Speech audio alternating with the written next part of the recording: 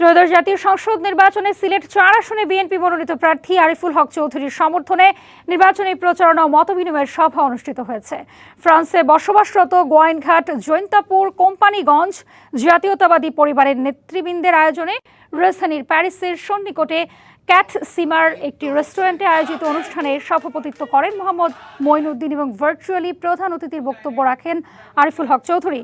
ফয়সাল আহমেদ, নূর রহমান আবির ও সেলিম উদ্দিনের সঞ্চালনায় সভায় প্রধান বক্তা ছিলেন ফ্রান্স বিএনপির সাবেক সাধারণ সম্পাদক এম.এ. তাহের। অনুষ্ঠানে বিশেষ অতিথি ছিলেন এইচ.এম. রহিম, জুনায়েদ আহমেদ, আহমেদ আব্দুল মালেক, লায়েক আহমদ তালুকদার সহ আরও অনেকেই।